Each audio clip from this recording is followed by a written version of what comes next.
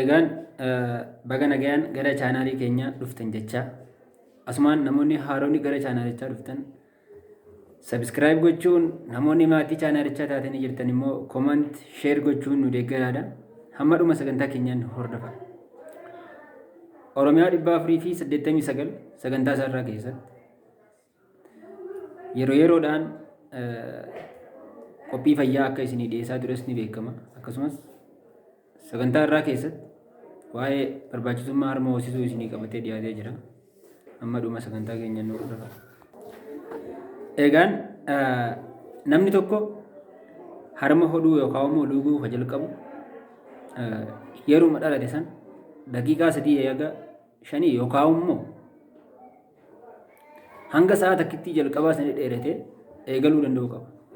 Dhalatee daqiiqaa 5 eegale hanga sa'a takkaa jidduutti harma hodhuu eegaluu danda'u qaba jechuudha. Kana yoo jennu haati takka harma hoosisuuf yookaan immoo harma hoosisee kan jettu guyyaatti sa'a 24tti yeroo 8 hanga 12 yoo hoosifte daa'ima takka yookaan immoo every 2 to 3 hour yookaan immoo sa'a 2 turraan hoosisuu sa'a 2 sa'a 3 hoosisuu yeroo 8 hanga 12 guyyaa tokko keessatti hoosisuu qabdi jechuudha. Kanaan haati kun harma hoosistee jennaan. Daa'imni takka harma yeroo hootu jalqaba harma eegalte sana yookaan immoo harma haadhaa ka eegalte ka jalqaba eegalte irraa fixuu qabdi. Sababni isaa aannan haadhaa yeroo hundaa ka jalqaba bahu bishaan. Inni qaama daa'imaaf fayyadu. Inni ijaaramiinsa qaama daa'imaatiif tolu. Inni sammuun daa'imaa akka dagaagdu godhu isa booda sanii waan ta'eef harma tokko gizee eegalte isa sanirraa fixu malee kaan itti akka hin dabarre jechuudha. Akkasitti gorfama. Kanaaf haati takka harma yeroo hoosistu nyaata gahaa nyaachuu qabdi. Akka aannan gahaa ilmoo daa'ima isheetiif maddisiiftuuf jechuudha. Haati takka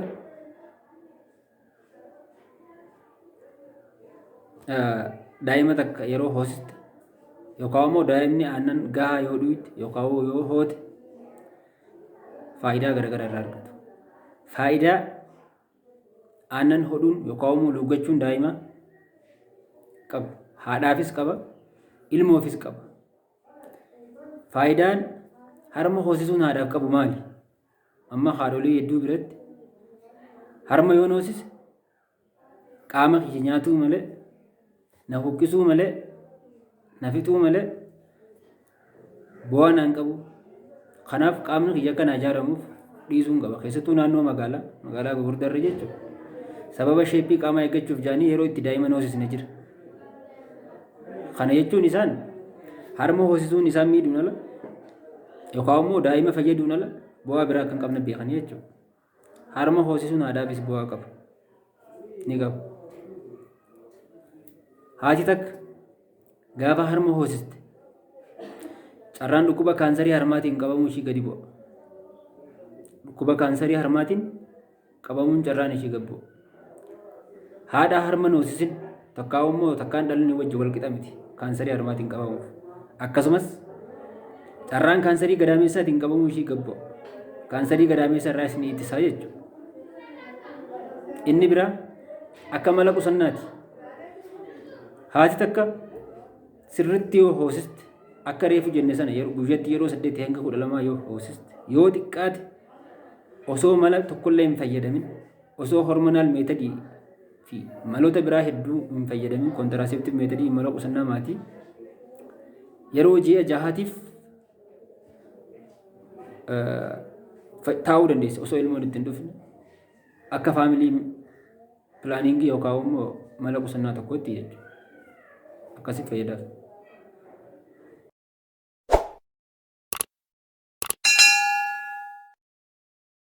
Inni biraa faayidaan harma hoosisuun haadhaaf qabu haati takka harma yoo hoosiste breast engorgement yookaan immoo dhukkubii harmaa sababa aannan keessatti dhiiseetiin dhufu jira. Dhukkuba biraatiif nama saaxilu. Dhukkuba sanirraa akka baraaramtu ni godha. Kanaafi kana fakkaatan faayidaa harma hoosisuun haati irraa argattu. Sababa ilmoon haadha dhuguu qofaaf faayidaa haati argattu jechuudha. Inni biraa faayidaa harma hoosisuun ilmoodhaaf qabu. Ilmoon takka yoo harma hoote keessaa guyyaa jalqabaa takka haga 5 sana kolesterool waan jedhamu jira jalqaba irra ba'a haayilii nuutirant yookaan immoo waa hedduu faayidaa hedduu wanta of keessaa qaban qaba. Isa sana dhuguu qabdi. Alayyaa'uun qabu. Qaamni ishii akka dagaagu ni godha. Sammuun akka ishii akka cimtu ni godha. Aannan jechuudha. Dhukkuba irraa akka ittifamtu ni godha.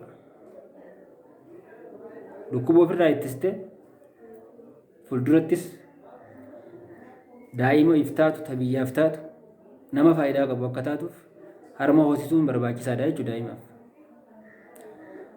Kanaaf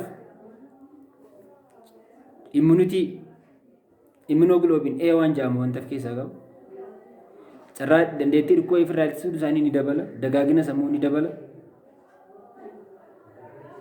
Wantoota garaagaraaf wanta dabaluuf isaan gargaaru baay'ee barbaachisaa jechuudha. Haati takka daa'ima yeroo dhalte yoo xiqqaate hanga ji'a 6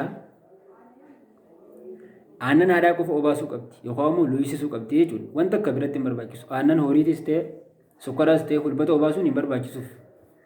Aannan ishii qofti gaadha jechuudha. Haadha takkaaf. Hanga ji'a 6tti. Ji'a 6 booda complementary feeding waan jedhamu jira. Hanga ji'a 6tti exclusive breast feeding goote booda ji'a 6 booda complementary